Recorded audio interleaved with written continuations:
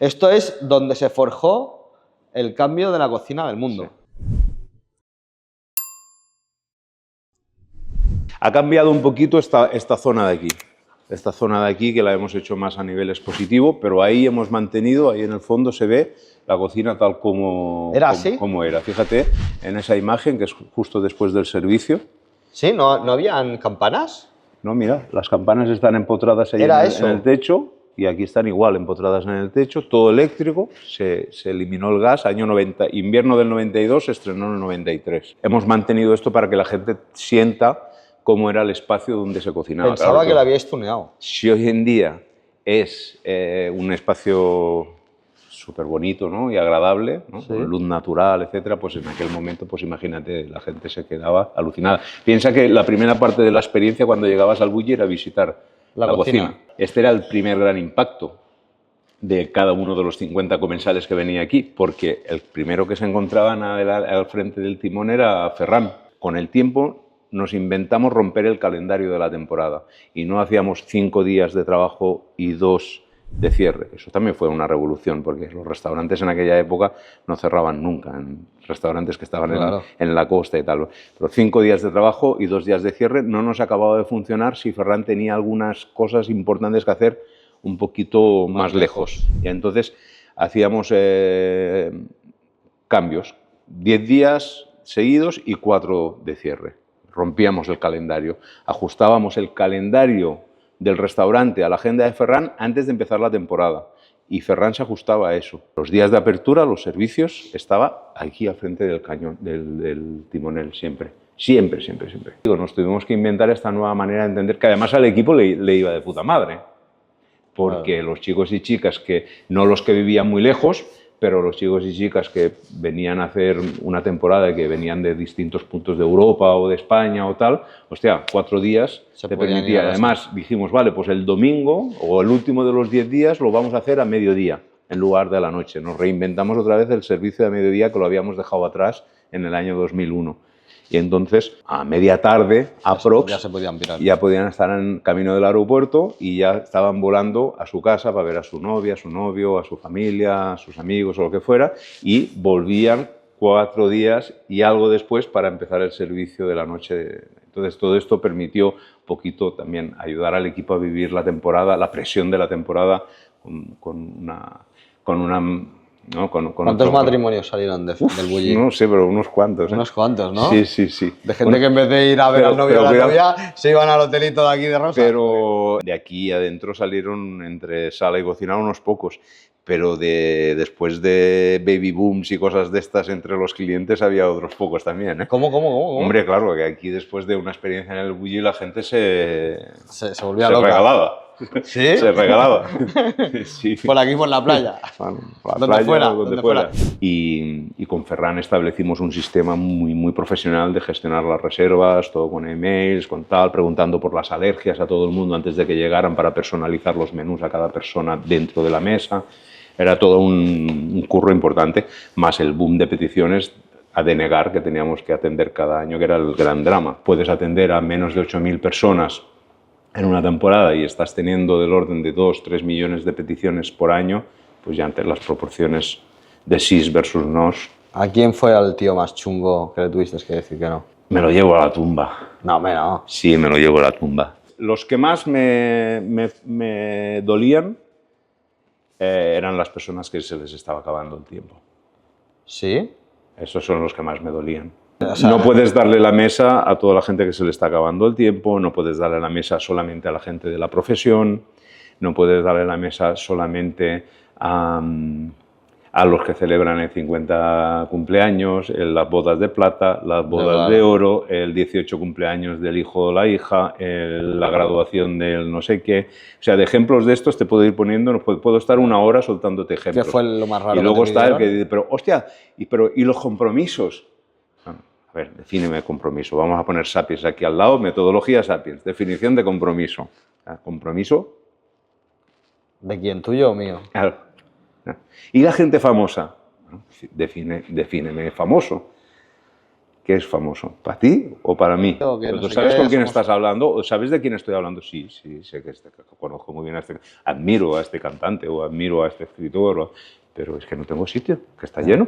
Es que si el restaurante está lleno, está lleno. Pues siempre tenéis una mesa, ¿no? Tenemos tiempo, ¿no? Sí, Tenemos sí, tiempo. sí. Cuando Si ahora viene esto es lo bueno. cuando nos sentamos Julio Ferran y yo, vamos a ver ¿Cómo gestionamos cómo esto? gestionamos esto. La mitad de las plazas, vamos a poner que no llegaban nunca a 7.000, vamos a poner que fueran 7.000 personas las que venían en una temporada al Bulli Restaurante. La mitad de las plazas para personas que ya hayan estado alguna vez en el Bulli, 3.500. Y la mitad de las plazas para nuevos clientes. De manera que, ostras, no perdamos de perspectiva dentro de las 3.500 un mini núcleo duro de la gente histórica, clientes históricos que defendieron al Bulli cuando aquí hacíamos ceros bastante a menudo y que ellos venían continuamente y que el Bulli pues pudo caminar hacia adelante por gente como ellos. Entonces, a estas personas ni siquiera les pedíamos que nos enviaran la petición. Les llamábamos nosotros. Gente que venía a lo mejor cada semana, en los años 80 y en los años 90. Venían una vez a la semana. Y claro, entonces les dábamos una mesa en la temporada. Entonces, otros ya más en la élite igual venían un año sí, un año no, un año no, un año sí, un año no, un año sí, dependiendo. Y 2 o 3 que Ferran los necesitaba como feedback directo, como Bob Noto, por ejemplo, que era una persona que Ferran la necesitaba para tener su feedback directo a nivel creativo. Básicamente habían 3.500 oportunidades de venir. De hecho, ni siquiera esas. O sea, 3.500 ya las gastabas con gente que te había apoyado previamente. Y las otras 3.500, una parte ya eran compromisos. No, vamos a seguir cortando el pastel. Se han entendido estos 3.000 que ya habían estado. Sí. Los nuevos, que intentábamos repartirlos además para cuantos más países mejor, para intentar llegar a todos los continentes, a todos los orígenes. Sí. Y en los que habían venido anteriormente, igual, España, resto del mundo. El truco era decirte que venía de Kazajistán. Pero bueno, a mí me han escrito, por ejemplo, un rap, una canción, Sí. para pedirme la reserva. Sí. O sea, yo tengo historias... ¿Y viste reserva? No. No era buena, pero no era bueno el rap. En realidad era buenísimo. En realidad tampoco pedía la reserva. Pedía que si se producía una cancelación me acordara del rap y les llamara a ellos primero, antes que a otros. No se produjo. Y les llamé. ¿Ah, sí? En una cancelación les llamé. Digo, hostia, va. Y no pudieron. No me cogieron el teléfono. ¡Hostia! Señor del rap. Te acabas de joder la vida. ¿Cuál fue la más desagradable? Bueno, la más triste. Desagradable, no triste. Triste es llegar a una mesa a presentarme y levantarse toda la familia de golpe, a abrazarme y para decirme que su madre ya no había llegado a tiempo. Buah. Que después de haberlo intentado 1 año, 2 años y tal, cuando les conseguí ofrecer una opción de reserva, ellos la quisieron mantener como homenaje póstumo a su madre y bueno, todos se levantaron llorando a abrazarme, para darme las gracias y bueno, todavía a mí me toca la fibra. Y cosas cachondas de todas las que quieras. ¿Sí? Oye, ya no sé cómo pedirte la reserva. Mi pareja y yo hemos decidido que si nos das una mesa para 2, ya no para más, para 2, para nosotros 2, el día que vosotros queráis o podáis, nosotros nos casamos en París y venimos a celebrarlo mano a mano al Bulli. A lo mejor tú llegabas y sin explicarme nada, simplemente decías, oye, me gustaría hacer reservar una mesa para 2 algún día del mes de julio de esta temporada. Y sin darme más señales y desde un gmail.com, sin ningún tipo de influencia corporativa ni nada, pues entrabas dentro de las opciones, porque tenía que haber un poquito para... No había un orden de llegada. No podíamos, porque el orden de llegada implica, esto es lo primero que te decía la gente, oye, me has vuelto a decir que no, llevo 3 años y sigues diciéndome que no. ¿Cuándo tengo que pedir la reserva? Mira, como siempre, iniciaremos la gestión cuando se haya terminado la temporada. Ya, pero ¿eso qué día es? Mira, la temporada termina el 3 de octubre. Cerraremos la casa y empezaremos hacia mediados de octubre. Pero es igual si me envías el email el 15 de octubre o el 20 o el 30. Nosotros estaremos recogiendo todo lo que nos llegue durante los primeros 15 o 20 días y a partir de ahí leeremos y decidiremos. Y esto es lo que habrá. Porque, claro, la primera hora ¿de cuándo? ¿De dónde? ¿De España? ¿De Madrid? ¿De Sydney? de Nueva York, de Hong Kong, que tú sabes la de gente que programaba los emails a las 000, pero a las 000 ¿De qué lugar? ¿De qué lugar? Y entonces, porque tú eres más espabilado que el resto, me envías 25 peticiones que me entran en el primer momento y te doy 25 reservas a ti y luego tú te las vendes. Puede ser. Entonces era muy complicado el tema de las reservas. Bueno, era muy ingrato. Mucha frustración, claro, muy ingrato. Muy ingrato. ¿A partir de qué momento empezáis? Cuando dices que hay un boom, empezáis a usar este sistema.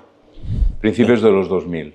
Vale. Lo que pasa es que en 2000, 2001 seguramente no era tan bestia el primer momento de la gestión, era más evolutivo, pero claro, ya empezábamos la temporada con un montón de problemas y ya a partir del 2002-2003 ya es que no podíamos ni empezar. Entonces eso nos obligó a hacer esta repartición de manera de que intentábamos con honestidad repartir las opciones de manera pues lo más equitativa y honesta posibles, ¿no? Y guardar un 5% para el famoso compromiso de, pero y los compromisos, yo guardaba un 5% de la capacidad del restaurante.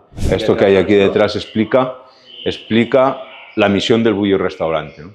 Esa búsqueda de los límites de Ferran en la experiencia gastronómica y cómo, si ves, hemos marcado etapas. Tenemos arriba, ¿no? Como sí, todos los años. Sí, años que marcan un poco etapas, porque claro, hacerlo año por año hubiera sido imposible a nivel expositivo. Cuando llegaban aquí al principio de temporada, cada mañana se hacían sesiones de creatividad para ir ya cerrando elaboraciones con todas esas ideas que habían venido.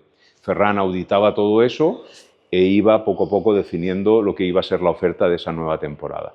Entonces, eso no paraba nunca. No se trataba de hacer un menú de degustación y ya. Ellos lo que iban haciendo era creación, creación, creación, creación y Ferran iba haciendo sus menús de degustación, sus estructuras y pues intentando armonizar todo lo que era el discurso global. 89, 90, ¿vale? Donde tenemos una estructura de menú de degustación que no se diferencia de otros restaurantes de alta cocina del momento. Estamos hablando de estructura de la oferta, ¿no? Que esto también tú puedes incidir a nivel de innovación también en la estructura de la oferta, no solamente en los productos. Puedes innovar en productos, puedes innovar en herramientas, en técnicas, en conceptos. Ya estamos con la nueva cocina, año 93, y empieza a verse un cambio a nivel de estructura.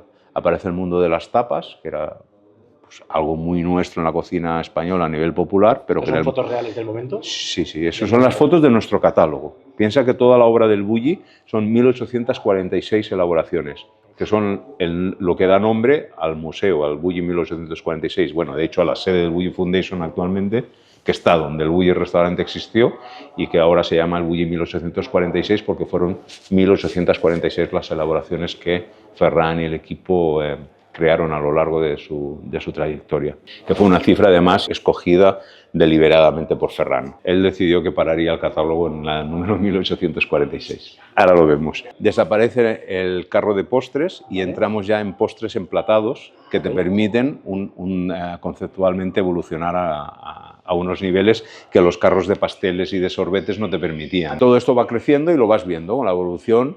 Ya una vez este periodo de gran revolución 93-97 ya han aparecido los snacks, que es otra historia que en el mundo de la alta cocina no estaba contemplado. Empieza la colaboración con Lucky Uber, un diseñador suizo que está varios años dentro del equipo creativo haciendo muchos trabajos a nivel conceptual de diseño de prototipos para degustar y para emplatar, y a partir de ahí con muchísimos diseñadores y con gente de muchísimas disciplinas que nos permiten ir mucho más allá.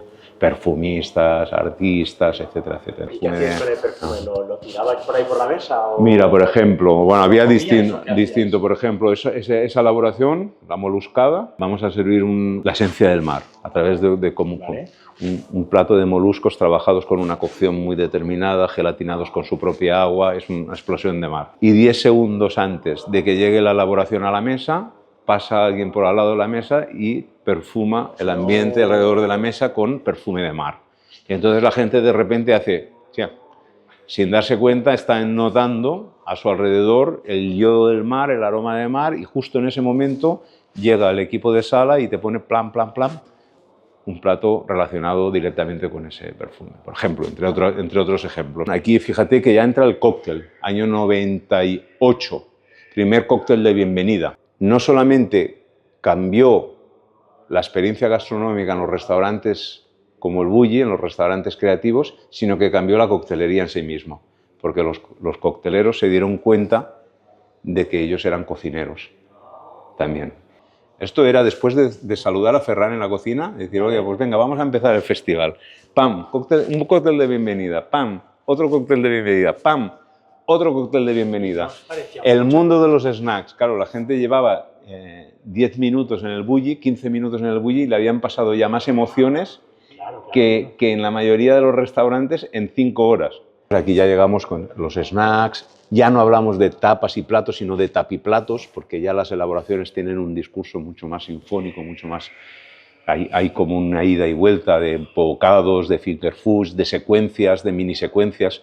Una secuencia es una elaboración que está ligada a otras elaboraciones y que se sirven de manera secuencial. Ferran, una de las partes más importantes del proceso creativo es el final, cuando Ferran audita los menús. Ferran probaba cada semana, cada 10 días, se sentaba en la mesa de la cocina y probaba las elaboraciones y el menú y lo iba ordenando y lo iba... No solamente auditaba la elaboración en sí misma para mejorarla si fuera necesario, sino que tenía que escribir el discurso del menú. Eso no se puede hacer de manera aleatoria, es una parte complicadísima y eso solamente lo hacía Ferran.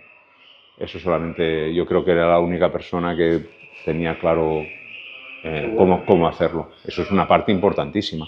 Claro, en qué momentos te hago un break, el juego del dulce salado, del ácido amargo, de cómo entras, de cuándo ahora tiene que haber un golpe, de cuándo vuelvo a otro discurso. Todo eso es muy complejo, a nivel conceptual es muy complejo.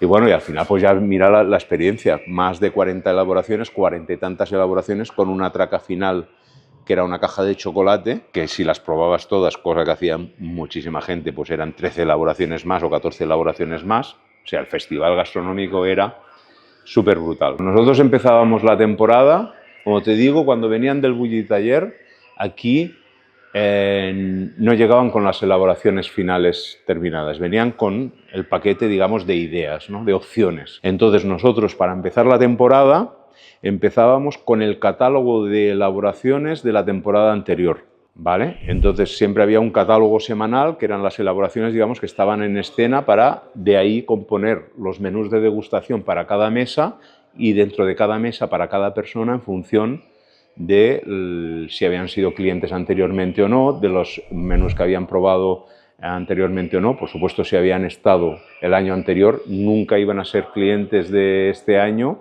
o nunca iban a ser clientes de este año en el primer mes de la temporada, para que no repitieran ninguna elaboración. Todo esto nosotros lo controlábamos en nuestro archivo de clientes, teníamos todas las referencias y Ferran personalizaba los menús según restricciones alimentarias, alergias, si habían sido clientes o no, lo que habían probado, etcétera, etcétera. O sea, era con un trabajo de orfebrería para cada persona. Vale. Una vez nosotros arrancábamos la temporada, con el catálogo de la temporada anterior, Ferran trabajaba con el equipo toda la parte creativa de las nuevas ideas que tenían encima de la mesa y iban poco a poco terminando elaboraciones. Ferran las probaba, también se ve en una proyección en el museo cómo él iba haciendo la prueba de las elaboraciones y iba componiendo el menú. Y iba poco a poco introduciendo estas nuevas elaboraciones en el catálogo del año. De manera que a medida que iban entrando estas elaboraciones, iban saliendo ya elaboraciones del año anterior. Y más o menos en un mes después de la apertura, el catálogo ya estaba completamente renovado. Eso no quiere decir que se terminara el proceso creativo. Ellos continuaban trabajando durante toda la temporada a nivel creativo y se iban introduciendo nuevas elaboraciones en el catálogo, otras iban quedándose en stand-by porque el producto cambiaba de temporada, por la razón que fuera, pero en una temporada igual hacían 150 elaboraciones, podías probar hasta 3 menús distintos de degustación. Al final llega el momento en el que Ferran dice, oye, hemos llegado a los límites de la experiencia, a partir de aquí creo que nosotros hemos cumplido con nuestra misión y ahora llega el momento de cambiar de escenario y es cuando tomamos la decisión de transformarnos en el Bulli Foundation, en una fundación y desde aquel momento intentar pues, compartir con el mundo de la gastronomía desde otra perspectiva. Y es donde estamos hoy en día. Yo que te quiero enseñar la sala de las relaciones interdisciplinares. Vale, esta es la sala dedicada a las relaciones interdisciplinarias que nos acompañaron a lo largo de toda nuestra trayectoria. Entonces aquí sí que ves el impacto que generó el bully, pero lo importante es fijarte en todas esas conexiones que nos hicieron más fuertes a nivel creativo. Aquí, por ejemplo, pues nuestra relación con los medios de comunicación. Pero fíjate en esto, ¿no? Cada buena entrevista era una nueva reflexión, ¿no? Si el periodista es bueno, hace que tú reflexiones, te expliques, busques tu discurso y es una parte importante también de lo que eres. Fue, ¿no? fue portada de todas las revistas. Bueno, aquí hay una selección, importantes. Aquí no están todas, aquí hay una selección. ¿El New York Times? New York Times es esta, 2003. Esta es la más importante. Fíjate el titular. De Nueva Nouvelle Cuisine, How Spain Became the New France.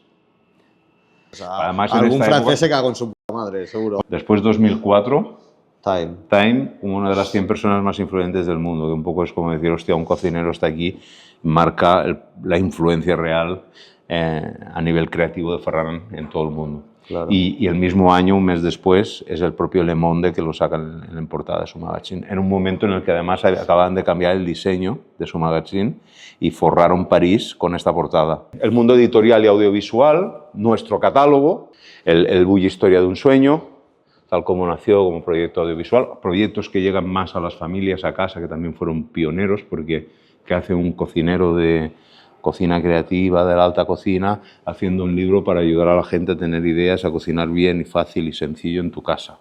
Entonces, todas estas cosas a la gente le rompía los esquemas en aquel momento. Claro. Mira, 2003, estilos y características. Ya está reflexionando sobre los estilos y las características que definen su cocina.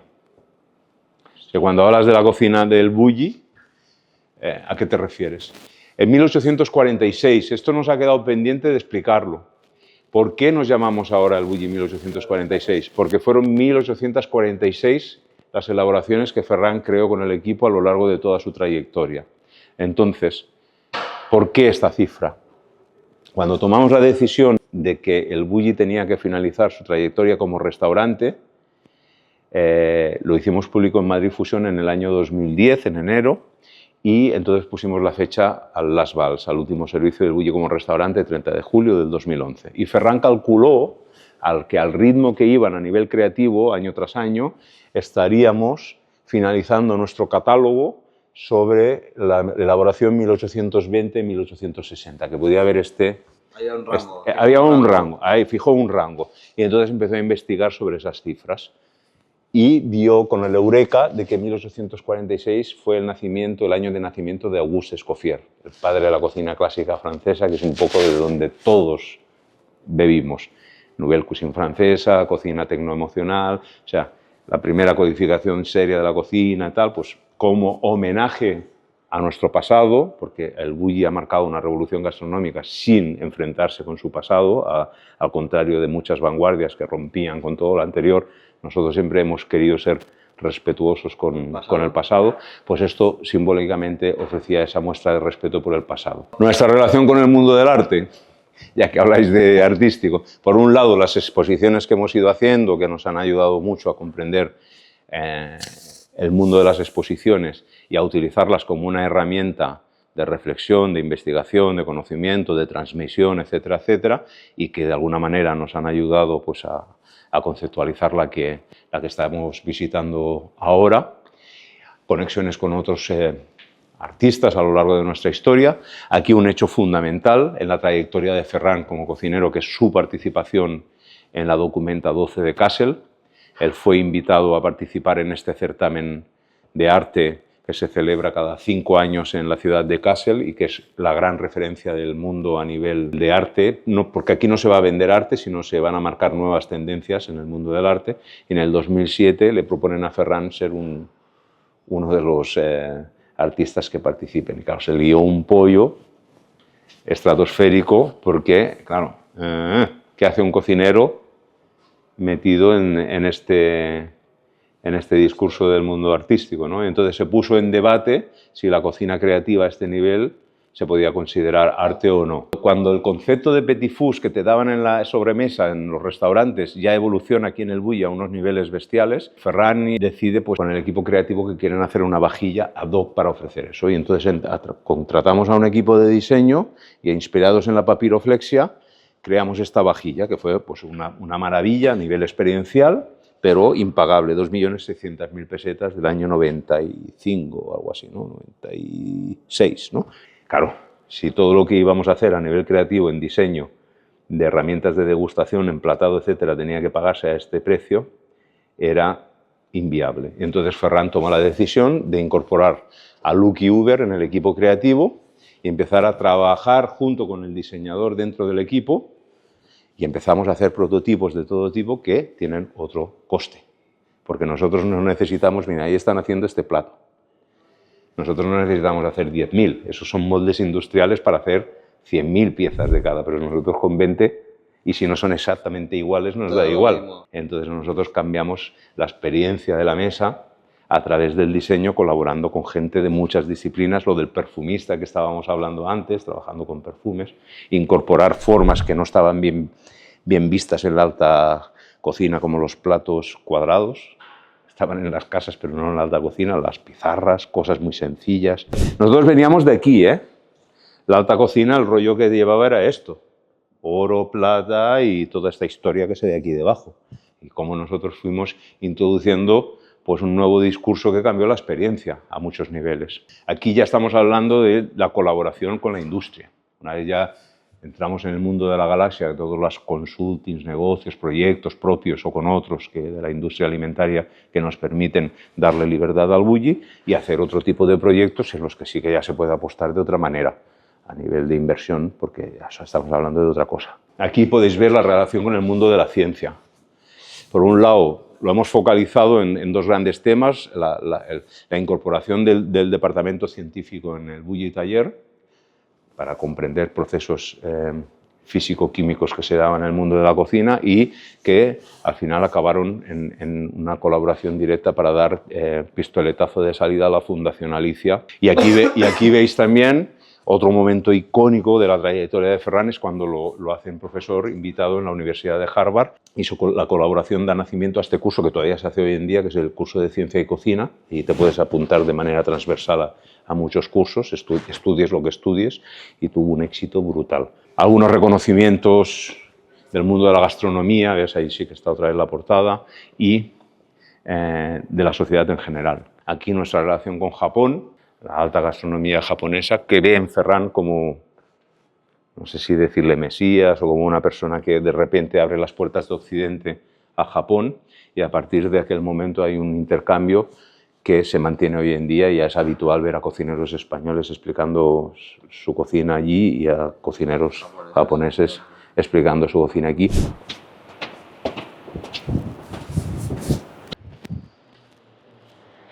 Libertad de expresión emocional. Estaba muy pegada a la tradición y que buscaba lecturas nuevas. Todos los proyectos que dan vida a la misión de la Fundación.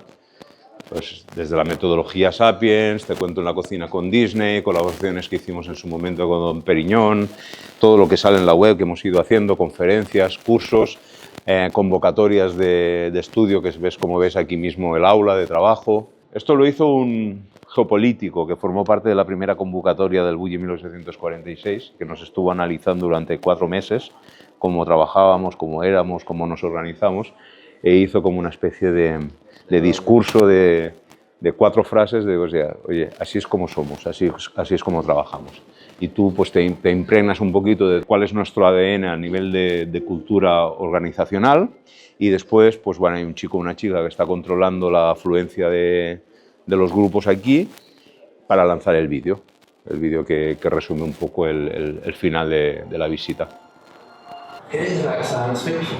It takes you into this strange world of the future. Yo creo que personajes como Ferran son muy necesarios para la evolución de la sociedad y en nuestro caso de nuestra sociedad empresarial y cultural, básicamente. Un placer, os esperamos a todos aquí en la Fundación de Ferran Adrià, Bulli Foundation. Chao.